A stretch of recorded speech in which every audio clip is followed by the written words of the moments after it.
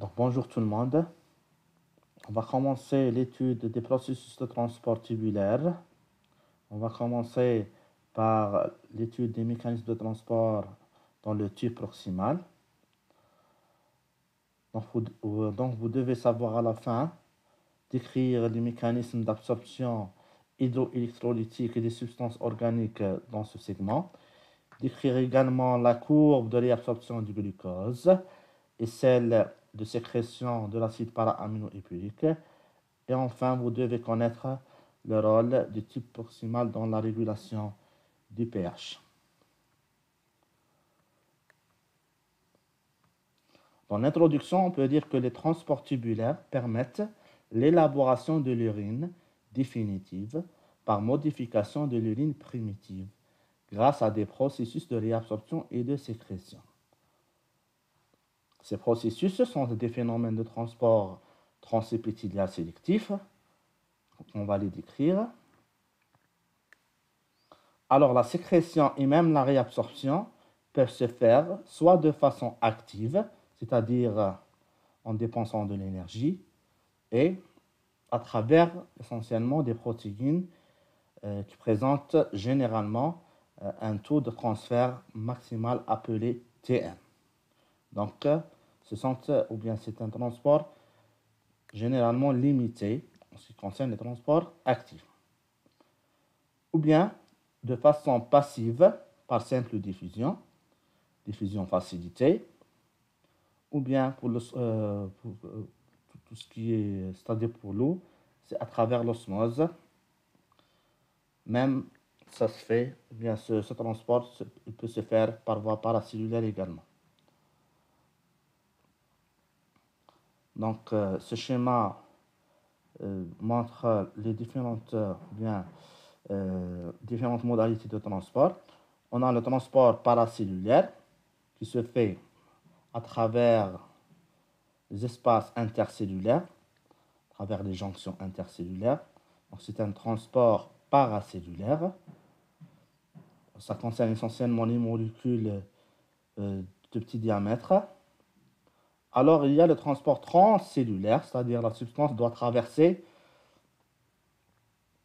la barrière ou bien la face luminale et la face basolatérale de la cellule épithéliale. Transport transcellulaire. Donc, ce passage se fait soit par simple diffusion, soit par diffusion facilitée à l'aide soit d'une protéine de transport ou bien d'un canal spécifique.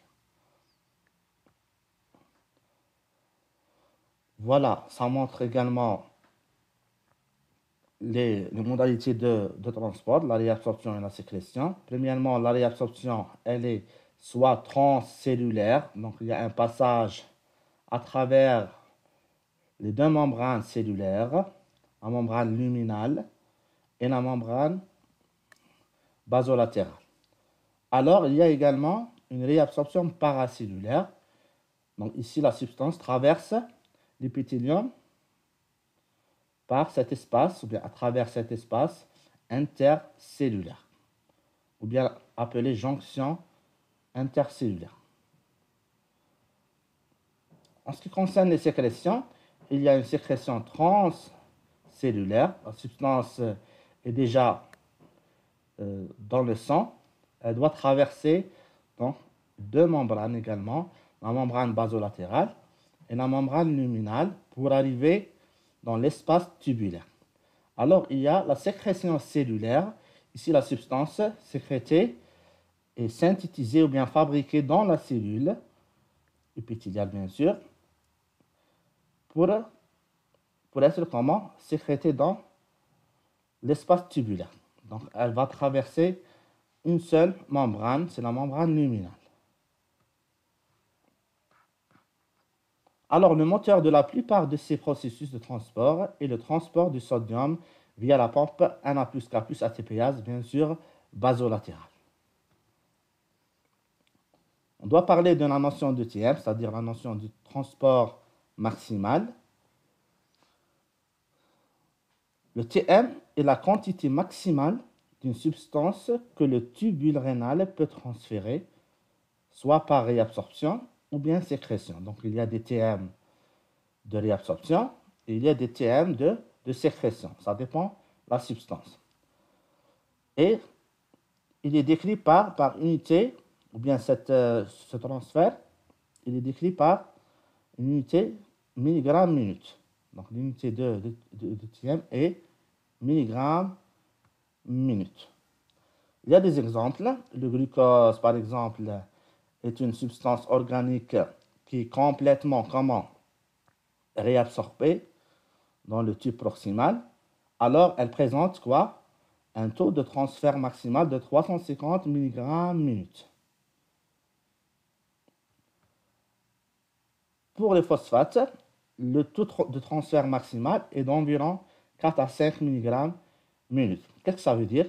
Ça veut dire que au-delà de ce taux, c'est-à-dire 350 mg minute dans les urines, bien sûr, la totalité ou bien l'excès de glucose filtré sera totalement éliminé dans les urines. Puisqu'ici, les transporteurs de glucose, qui sont les SGLT1, sodium glucose transporteur 1, et essentiellement SGLT2, sodium glucose transporteur 2, sont complètement saturés.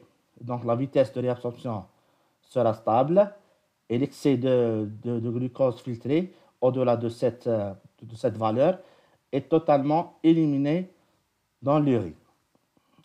C'est le même cas pour le phosphate.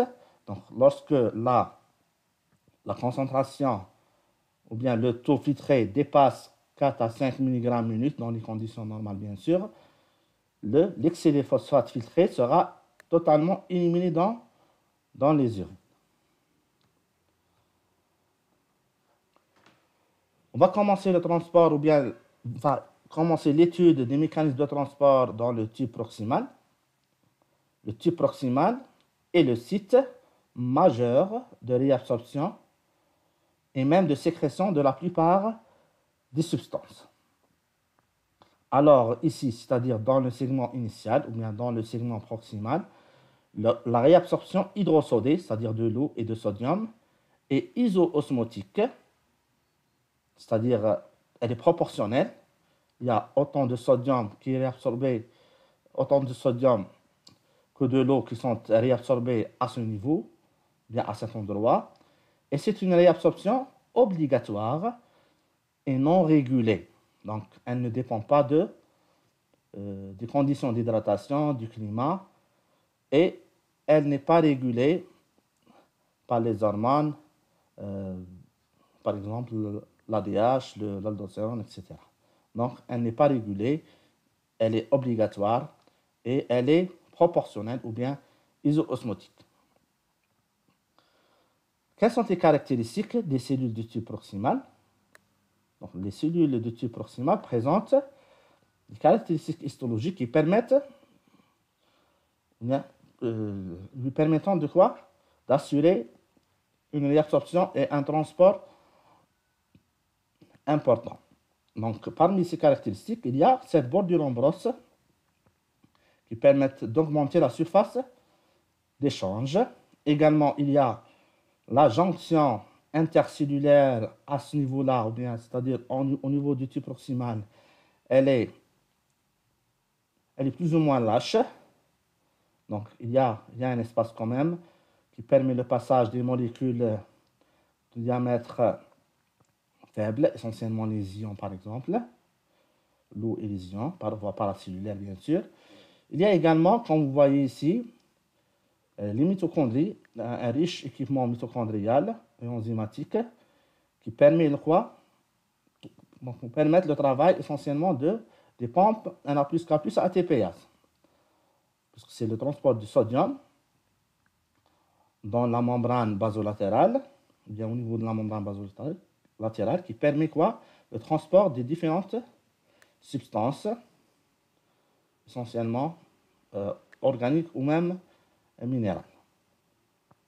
Alors, il faut noter également l'existence des aquaporines, c'est-à-dire des protéines de transport spécifiques c'est-à-dire des aquaporines sont des canaux de transport pour l'eau qui permettent le passage de l'eau par voie transcellulaire. Ce sont les aquaporines 1, dans ce cas-là, qui sont exprimées dans les deux versants, c'est-à-dire la membrane apicale et la membrane basolatérale.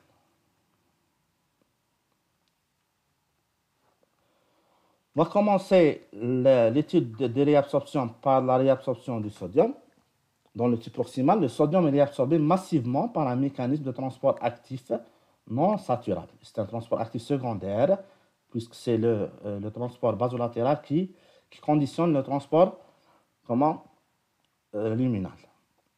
Mais il est non saturable, donc il n'y a plus de TM, il n'y a plus de transport maximal pour cet élément. Il faut noter qu'à peu près 65% du sodium filtré sont réabsorbés proportionnellement à la réabsorption de l'eau même du potassium. Donc c'est une réabsorption proportionnelle et isotonique ou bien isoosmotique qui permet de voir quoi? Bien d'avoir un liquide à la fin de ce segment, un liquide isotonique ou bien isoosmotique ou bien isoosmolaire, pardon, que celui du plasma. Alors, la réabsorption du sodium a un rôle crucial pour la réabsorption du glucose, des acides aminés, même d'autres substances comme l'eau, le chlore et l'urée. C'est à cause de ce pouvoir osmotique important du sodium qu'il va y avoir une réabsorption passive de l'eau, du chlore, de l'urée. Mais également, le sodium permet un transport actif pour le glucose et pour les acides aminés, par un cotransport bien sûr. On va voir ça sur ce schéma. Donc voilà le sodium, le transport du sodium. Donc il y a une réabsorption basolatérale via la pompe Na+, K+ ATPase. Donc cette réabsorption du sodium basolatérale crée un gradient moteur pour la réabsorption du sodium du versant luminal. Ça se fait soit par un cotransport Na+, avec d'autres substances comme le glucose, les phosphates, les acides aminés, ou bien un contre-transport avec les ions H+. Donc il y a deux modalités, soit un cotransport dans le même sens, soit un antiport appelé encore contre-transport avec les ions H+. Voilà les modalités de transport du sodium, ou bien la réabsorption du sodium dans le tube proximal. En ce qui concerne les autres électrolytes, le potassium, le chlore, le calcium et le magnésium, également en ce qui concerne les phosphates, la réabsorption du potassium, du chlore et du calcium, elle est proportionnelle que celle du sodium, 65 jusqu'à 75%, mais l'exception, c'est le magnésium, dont la réabsorption n'est que de 20% au niveau de ce type proximal. Et c'est une réabsorption qui se fait par voie paracellulaire passive. Alors, en ce qui concerne les phosphates, la réabsorption est comprise entre 80 à 95%. Et elle se fait via des cotransporteurs spécifiques appelés NPT2A et NPT2C, c'est-à-dire sodium phosphate transporteur de A et sodium phosphate transporteur de C. Elle est régulée, donc à l'inverse de celle du sodium et des autres électrolytes, dont la réabsorption n'est pas régulée. Pour les phosphates, c'est une réabsorption régulée par l'hormone PTH, l'hormone parathyroïdienne, mais c'est une régulation négative, c'est-à-dire l'excès de PTH va inhiber ou bien c'est-à-dire bloquer la réabsorption des phosphates, dans le tube proximal bien sûr. Par exemple, il y a des facteurs qui augmentent la réabsorption des phosphates. On va citer la phosphatémie basse, la PTH-chimie basse et la calcémie élevée. Donc, une phosphatémie basse, c'est-à-dire une diminution des phosphates dans le sang, oblige à quoi? Oblige à une réabsorption, à une augmentation de la réabsorption, pour augmenter la phosphatémie. Alors, un PTH bas, comme on a dit, le PTH régule négativement, c'est-à-dire un PTH élevé diminue la réabsorption, alors PTH bas augmente la réabsorption. Voilà. Une calcémie également élevée favorise la réabsorption des phosphates, puisqu'il y a toujours un équilibre entre le calcium et les phosphates dans le sang. Donc, une fois élevée, la calcémie, donc, ça va obliger d'élever également, bien en même temps, la phosphatémie. Il y a d'autres facteurs qui réduisent quoi? Bien, qui réduisent la réabsorption des phosphates. On cite par exemple l'acidose en cas d'excès d'ion H+ dans le sang. Donc, ça va obliger de sécréter en plus des ions H+. Alors, il doit y avoir quoi? Des fixateurs comme les sels d'acide ou bien, voilà, comme les phosphates dans les urines pour capter l'excès des ions H+ sécrétés. On parle de l'acidité titrable dans ce cas-là. Donc, l'acidose va diminuer la réabsorption des phosphates. Également, l'augmentation de la phosphatémie diminue par feedback négatif, donc diminue la réabsorption des phosphates. Donc, on a assez de phosphates dans le sang, donc on ne doit pas augmenter la réabsorption. Au contraire, on va diminuer la réabsorption. Et c'est le même cas pour la PTH, comme on a dit. Donc, la PTH régule négativement. Donc, l'excès de PTH dans le sang diminue la réabsorption des phosphates.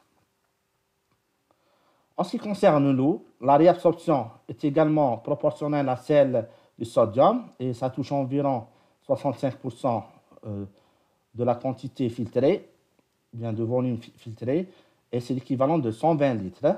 Alors, la force motrice, ce sont les substances osmotiquement actives, le sodium, le chlore, même également le glucose et l'urée, mais également quoi? Les protéines qui se trouvent dans les capillaires péritibulaires, qui exercent une pression oncotique qui favorise la réabsorption de l'eau à ce niveau-là. Alors, l'eau est réabsorbée par voie paracellulaire, soit par voie transcellulaire. Donc, la réabsorption par voie paracellulaire se fait à travers les jonctions intercellulaires. Alors, le passage transcellulaire nécessite des canaux spécifiques, aquaporine 1, qui sont exprimés dans les deux membranes, c'est-à-dire la membrane luminale et la membrane basolatérale. On va voir ça sur le schéma. Donc, il y a la réabsorption d'eau qui se fait soit par voie paracellulaire ici, soit par voie transcellulaire à travers des aquaporines 1. En ce qui concerne les phosphates, donc c'est un cotransport phosphate-sodium via des transporteurs spécifiques qu'on a cités, un PT2A et un PT2C.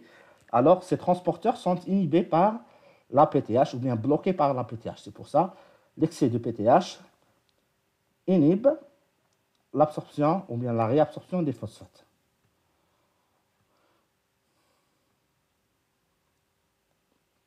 En ce qui concerne les substances organiques, il y a une réabsorption massive pour ces substances dans le segment proximal et ça permet de limiter l'excrétion et de préserver les substances indispensables à l'organisme. Donc, s'il n'y a plus ce mécanisme de réabsorption dans le tube proximal essentiellement dans le tube proximal, ça va permettre quoi? D'éliminer et donc de perdre pas mal de substances indispensables pour l'organisme, comme c'est le cas pour le glucose. Également les acides aminés, il y a d'autres substances également indispensables. Alors, donc, il faut noter qu'une alimentation riche en protéines accroît la formation de l'urée. Et il faut dire que 50% de la quantité d'urée filtrée est réabsorbée par simple diffusion dans le tube proximal.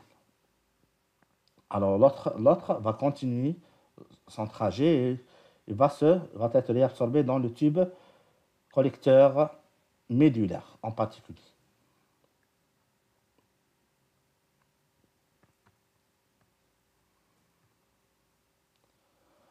En ce qui concerne la réabsorption du glucose, le glucose est réabsorbé de façon totale par des transporteurs spécifiques essentiellement SGLT2, mais également les SGLT1. Et c'est un transport qui est limité par un TM. Ce transport est limité par un seuil, ou bien présente un seuil de saturation d'environ 1,80 g/litre, c'est-à-dire à cette valeur, si la concentration de la glycémie touche ou dépasse 1,80 g/litre, on va voir comment, on va voir quoi? On va voir une glycosurie, c'est-à-dire l'apparition des traces de glucose dans les urines. Et ça signifie que le transporteur, ou bien les protéines de transport spécifiques au glucose, commencent à se saturer. Donc, commencent à se saturer. Alors, pour une concentration de 3,5 g/litre, donc ça représente le TM, qui est aux alentours de 350 mg/minute. On a dit que le TM est représenté par mg/minute. Donc 3,5 g/litre, concentration sanguine, c'est l'équivalent de 350 mg/minute qui passe dans l'urine. Alors, à partir de cette valeur, les transporteurs de glucose sont totalement saturés et donc l'excès de glucose filtré sera directement éliminé dans les urines. Donc, on doit décrire les courbes de transport de glucose dans le tube proximal. Donc, il y a la courbe de filtration, la courbe de réabsorption en bleu et la courbe d'excrétion en rouge. Voilà. Donc, premièrement, pour une glycémie, entre bien inférieure à 1,80 g/litre, la courbe de filtration et la courbe de réabsorption sont superposées, c'est-à-dire le glucose filtré est totalement réabsorbé pour une concentration sanguine de 1,80 g/litre. Donc, bien sûr, la filtration est comment? La filtration du glucose est libre, c'est-à-dire le glucose est librement filtré. Voilà, c'est une droite. Alors, pour une zone pour une glycémie entre 1,80, bien à partir de la valeur seuil de réabsorption qui est de 1,80 g/litre, il apparaît quoi? Il apparaît une nouvelle courbe qui est la courbe d'excrétion en bleu. Ça signifie l'apparition de traces de glucose dans l'urine. À partir de cette valeur, seuil, de 1,80 g/litre de glycémie, les deux courbes, c'est-à-dire la courbe de filtration et la courbe de réabsorption, se séparent. Il y a séparation entre ces deux courbes. Il y a apparition d'une courbe d'excrétion jusqu'à la valeur de saturation, de la saturation totale des transporteurs, qui correspond à quoi? À une glycémie de 3,50 g/litre. Glycémie de 3,50 g, c'est l'équivalent de TM qui est de 350 mg/minute. Ici, on parle de glucose dans l'urine primitive, bien sûr. Donc, 350 mg/minute, le taux de filtration. Donc, pour une glycémie de 350 g/litre, on a un taux de filtration de 350 mg/minute. Et à partir de cette valeur, la totalité des transporteurs sont saturés. Donc c'est pour ça, la totalité ou bien l'excès, donc à partir de cette valeur, l'excès de glucose filtré sera totalement éliminé dans les urines. Et on va voir deux courbes, la courbe de filtration et d'excrétion qui seront comment? Qui seront parallèles. Alors, la courbe de réabsorption se stabilise à partir de cette valeur de T. Voilà en ce qui concerne les courbes de transport de glucose. En ce qui concerne les acides aminés, donc c'est la quasi-totalité, jusqu'à 99% de la fraction filtrée, sont réabsorbés dans le tube proximal. Le mécanisme est une réabsorption couplée au sodium, c'est comme le cas pour le glucose, à travers bien via des transporteurs spécifiques, des protéines de transport spécifiques également. Alors, en ce qui concerne les anions et les cations, la sécrétion de ces substances, il faut noter qu'il y a des anions et des cations endogènes et exogènes. Alors, la sécrétion de ces substances, comme par exemple les sels biliaires, les oxalates, les urates, l'atropine, la quinine et la morphine.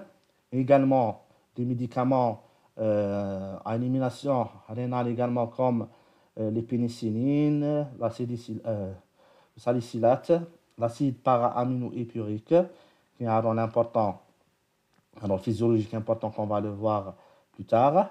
Donc, tout ça, ou bien toutes ces substances présentent quoi? Présentent une sécrétion limitée par un TM. Donc, sont sécrétées jusqu'à un seuil de saturation.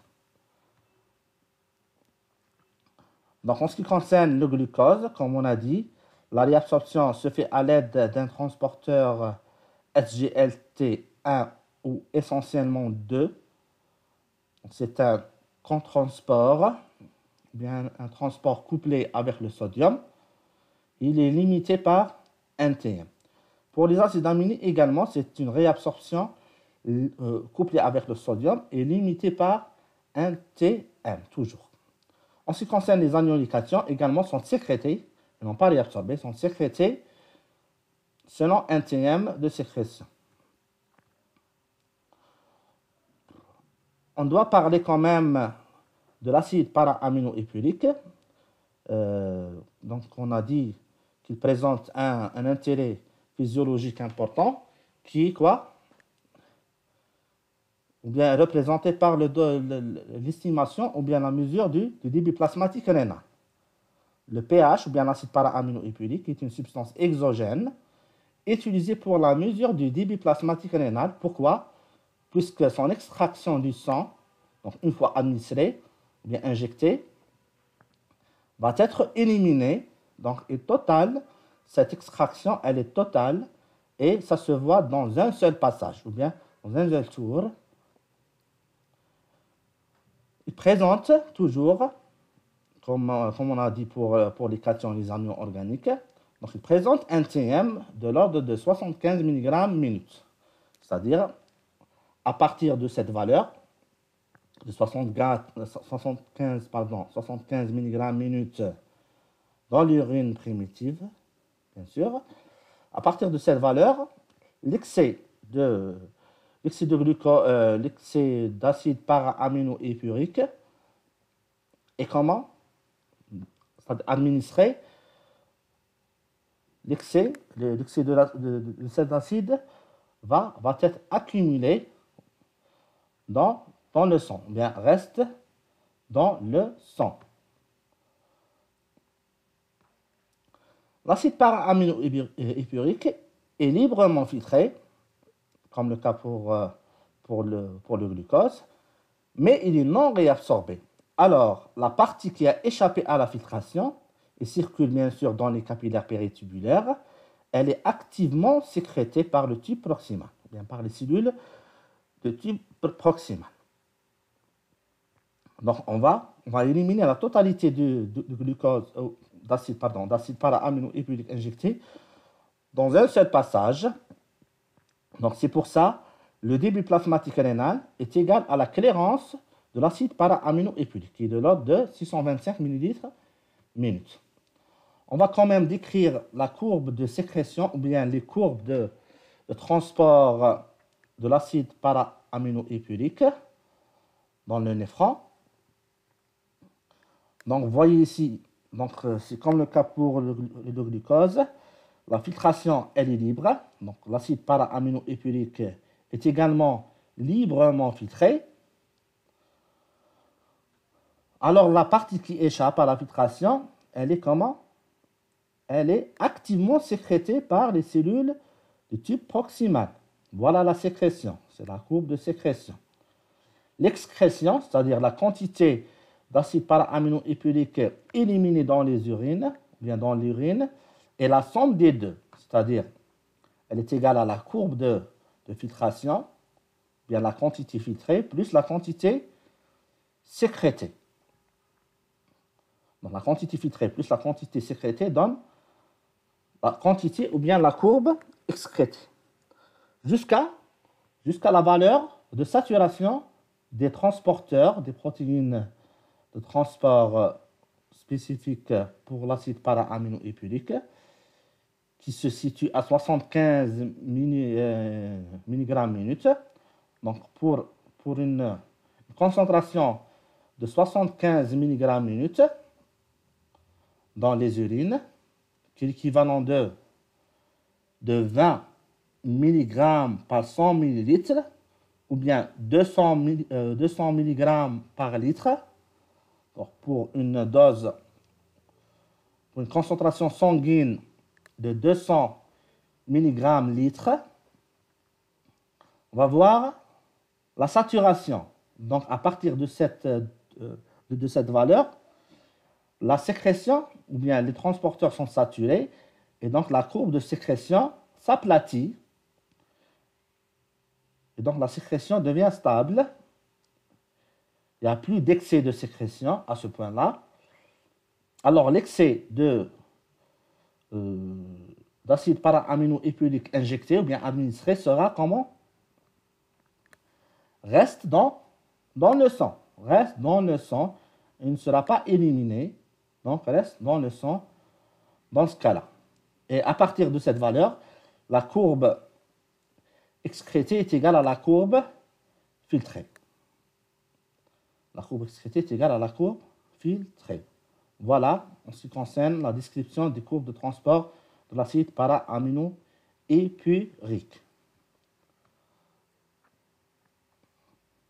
On va terminer par le rôle du tube proximal dans l'acidification des urines. L'acidification de l'urine commence dans le tube proximal par plusieurs mécanismes. Donc, on va citer 3 mécanismes. Il y a la réabsorption des bicarbonates. Donc, la réabsorption concerne 85% des bicarbonates filtrés. Il se fait de façon indirecte, qu'on va la voir sur le schéma. Alors, cette réabsorption, elle est limitée par un TM d'environ 27 millimolaires. Donc, concentration de bicarbonate dans le sang de 27 millimolaires.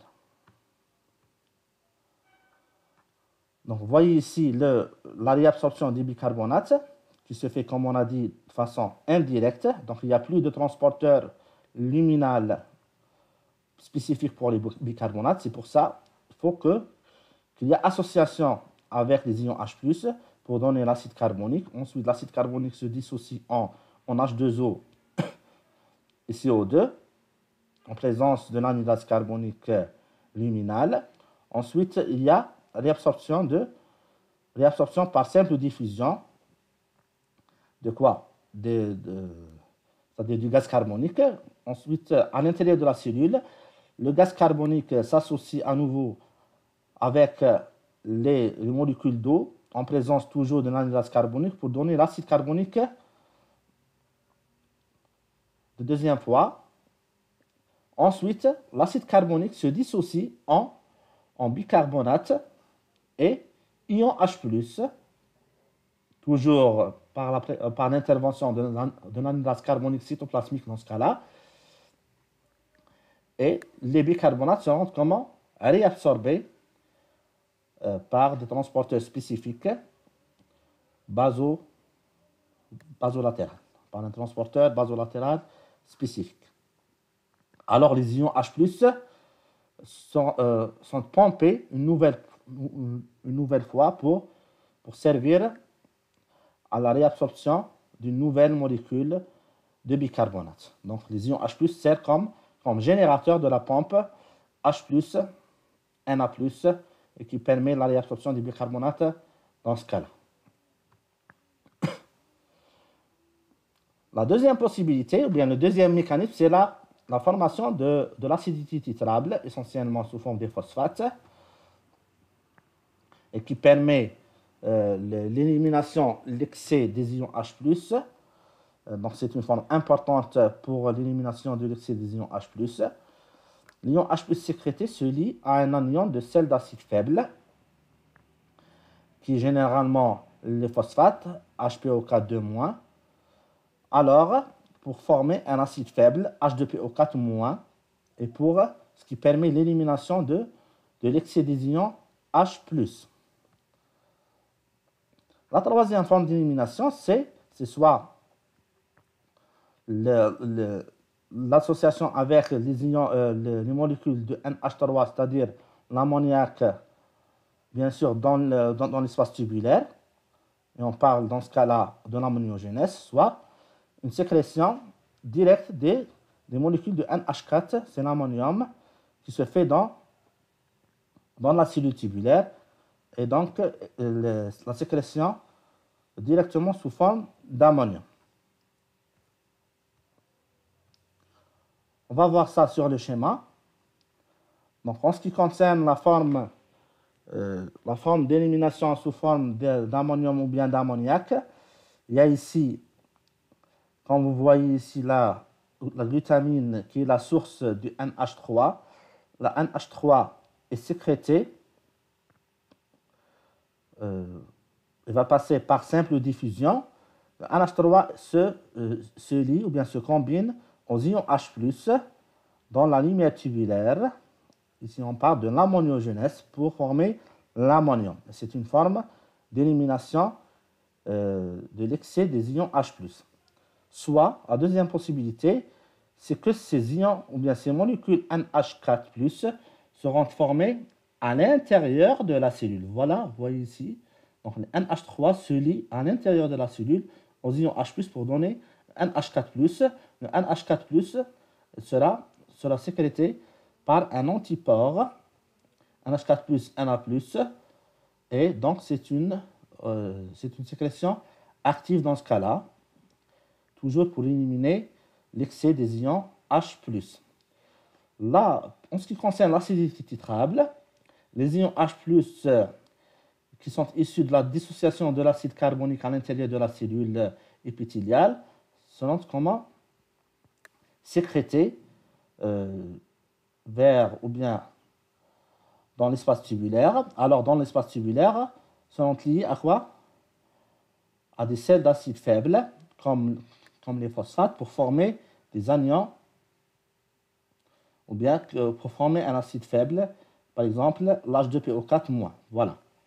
Alors, ça permet également de générer une molécule de bicarbonate qui sera réabsorbée par le versant sanguin pour augmenter encore quoi? Pour augmenter le pH. Dans ce cas-là, dans le cas de l'acidose, bien sûr. Voilà en ce qui concerne la première partie. Je vous remercie.